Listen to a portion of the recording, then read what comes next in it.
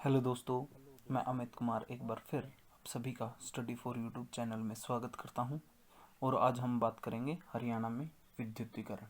हरियाणा राज्य पंजाब से अलग होकर 1966 में एक अलग राज्य बना था, जो कि 18वें संविधान संशोधन के तहत 17वां राज्य बना था। तब हरियाणा के कुल 1251 गाँव में बिजली थी। इसके बाद नवंबर 1970 तक हरियाणा के हर एक गांव में बिजली पहुंच गई थी। इस समय हरियाणा के मुख्यमंत्री बंसीलाल थे। हरियाणा में प्रत्येक गांव में बिजली पहुंचाने का श्रेय मुख्यमंत्री बंसीलाल को जाता है और हरियाणा के तत्कालीन बिजली मंत्री रणजीत सिंह हैं, जो कि रानिया विधानसभा से इलेक्शन जीते हैं। और रणजीत सिंह जी बिजली मंत्री के साथ साथ जेल मंत्री, नवीकरणीय ऊर्जा मंत्री भी हैं। हरियाणा के बिजली बोर्ड की स्थापना 3 मई 1967 को हुई थी। इसके बाद हरियाणा बिजली बोर्ड का पुनर्गठन 14 अगस्त 1998 को किया गया और बिजली बोर्ड को 2 भागों में बांट दिया गया। वह थे हरियाणा बिजली उत्पादन निगम लिमिटेड, जिसे हम शॉर्ट फॉर्म में HPGCL भी कहते हैं, और दूसरा था हरियाणा विद्युत प्रसारण निगम लिमिटेड, जिसे हम शॉर्ट फॉर्म में HVPNL भी कहते हैं। इसके बाद फिर हरियाणा के बिजली बोर्ड में पुनर्गठन किया गया। यह पुनर्गठन 1 जुलाई 1999 को हुआ और हरियाणा विद्युत प्रसारण निगम लिमिटेड को 2 भागों में बांट दिया गया। नंबर 1 था उत्तरी हरियाणा बिजली वितरण निगम लिमिटेड, जिसे हम शॉर्ट फॉर्म में UHBVNL भी कहते हैं। और दूसरा था दक्षिणी हरियाणा बिजली वितरण निगम लिमिटेड, जिसे हम DHBVNL कहते हैं। उत्तरी हरियाणा बिजली वितरण निगम लिमिटेड का मुख्यालय वो पंचकुला में है और दक्षिण हरियाणा बिजली वितरण निगम का मुख्यालय हिसार में है। उत्तरी हरियाणा बिजली वितरण निगम लिमिटेड के तहत 11 जिले आते हैं। वो हैं पंचकुला, अंबाला, यमुनानगर, कुरुक्षेत्र, करनाल, कैथल, पानीपत, सोनीपत, रोहतक, झज्जर और जींद। ये 11 जिले उत्तर हरियाणा बिजली वितरण निगम लिमिटेड के तहत आते हैं और दक्षिण हरियाणा बिजली वितरण निगम लिमिटेड के तहत भी 11 ही जिले आते हैं। वो हैं हिसार, फतेहाबाद, सिरसा, भिवानी, दादरी, महेंद्रगढ़, नूंह, फरीदाबाद, पलवल, गुरुग्राम और रेवाड़ी। ये तो हमने बात की कि हरियाणा में बिजली वितरण कैसे होता है। अब हम बात करते हैं हरियाणा में बिजली उत्पादन की। हरियाणा में कुल 7 पावर प्लांट हैं जो कि हरियाणा में बिजली उत्पादन करते हैं। इसमें सबसे पहला और सबसे पुराना पावर प्लांट है पानीपत थर्मल पावर प्लांट, जिसमें टोटल यूनिट 8 हैं और 8 यूनिटों में से 1 से 4 यूनिट की क्षमता 110 मेगावाट है और 5th और 6th यूनिट की क्षमता 210 मेगावाट पर यूनिट है और 7वीं और 8वीं यूनिट की क्षमता उत्पादन क्षमता 250 मेगावाट है, जिससे Panipat thermal power plant total 920 megawatt का उत्पादन करता है। पानीपत थर्मल पावर प्लांट की पहली यूनिट की स्थापना 1 नवंबर 1979 को की गई थी। इसके बाद हम बात करते हैं दूसरे पावर स्टेशन की, जिसका नाम है दीनबंधु सर छोटू राम तापीय विद्युत परियोजना, ये यमुनानगर में है, जिसकी स्थापना 14 अप्रैल 2008 को की गई थी। दीनबंधु सर छोटू राम तापीय विद्युत परियोजना में कुल 2 यूनिट हैं, जिसमें प्रत्येक की क्षमता 300 मेगावाट है। तो टोटल प्रोडक्शन करता है 600 मेगावाट इलेक्ट्रिसिटी का। दीनबंधु सर छोटू राम तापीय विद्युत परियोजना एक ऐसी परियोजना है, एक ऐसी पहली परियोजना है जो कि निजी क्षेत्र के द्वारा चलाई जाती है। इसमें जितने भी इलेक्ट्रिसिटी प्रोड्यूस होती है वो टोटल इलेक्ट्रिसिटी प्राइवेट सेक्टर के द्वारा कंट्रोल की जाती है या प्रोड्यूस की जाती है।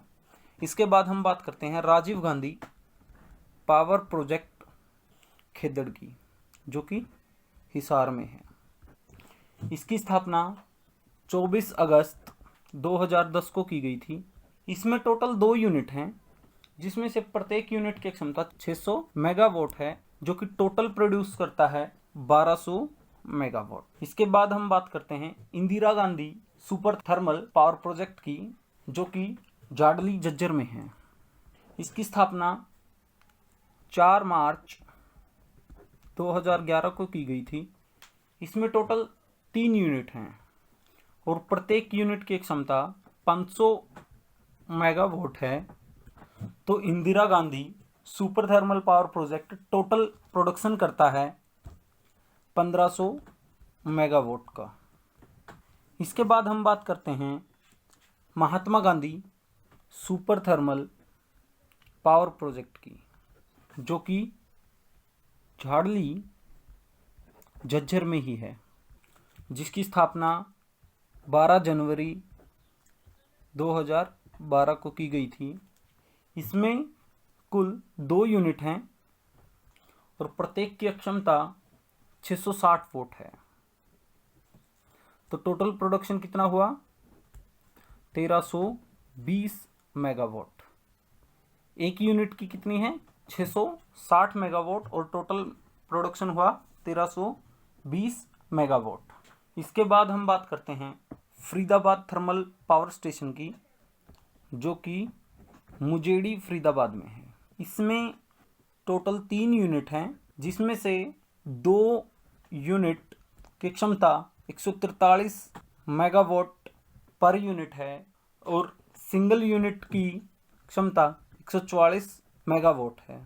फरीदाबाद थर्मल पावर स्टेशन की टोटल प्रोडक्शन 430 मेगावाट है और यह हरियाणा का एकमात्र ऐसा पावर स्टेशन है जिसमें गैस संयंत्रों से बिजली बनाई जाती है। इसके बाद हम एक अंतिम जो हमारा पावर स्टेशन है उसकी बात करेंगे, जो कि फतेहाबाद के गोरखपुर गांव में स्थित है, जिसका शिलान्यास 13 जनवरी 2014 को किया गया था।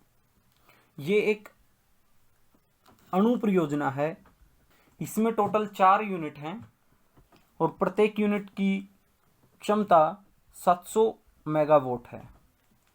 तो गोरखपुर अणु परियोजना power station total 2800 megawatt produce करेगा। इसके बाद हम कुछ हरियाणा की जल विद्युत परियोजनाओं के बारे में जानेंगे, जिसमें पहली है पश्चिमी यमुना नहर विद्युत परियोजना। पश्चिमी यमुना नहर विद्युत परियोजना के तहत 4 विद्युत केंद्रों की स्थापना की गई थी और ये यमुना नदी पर हथीनीकुंड और दादूपुर बैराज बनाकर स्थापित की गई थी। कब स्थापित की गई थी? 1977 में। इसके बाद हम बात करते हैं ककरोई सूक्ष्म जल विद्युत परियोजना। ककरोई एक गांव है सोनीपत में। इस गांव में यमुना नहर पर एक बांध बनाकर ककरोई में 4 यूनिट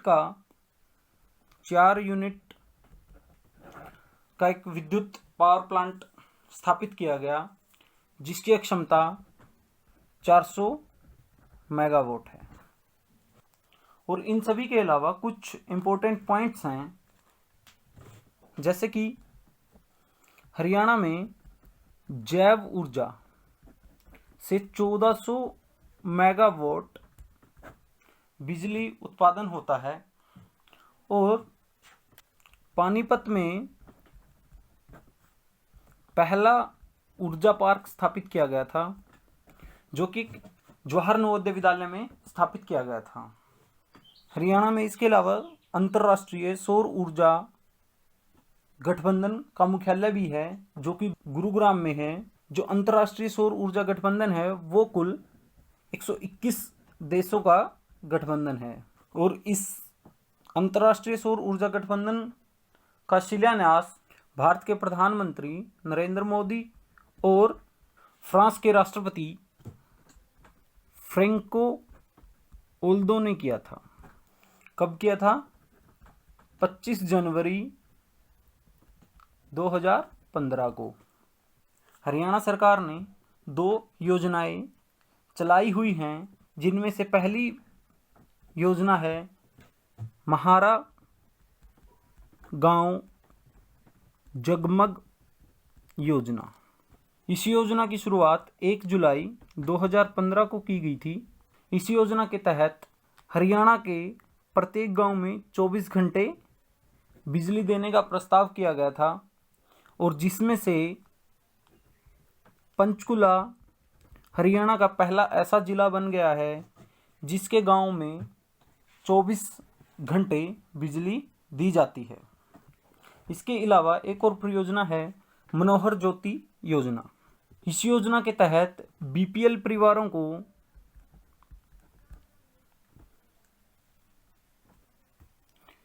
3 एलईडी बल्ब, एक पंखा और एक मोबाइल चार्जिंग पॉइंट फ्री में दिए जाएंगे। और इसी के साथ हमारा हरियाणा में विद्युतीकरण की वीडियो समाप्त होती है। और यदि यह वीडियो आपको अच्छी लगी हो तो लाइक करें, शेयर करें, सब्सक्राइब करें, और कोई कमी हो तो कमेंट जरूर करें। धन्यवाद।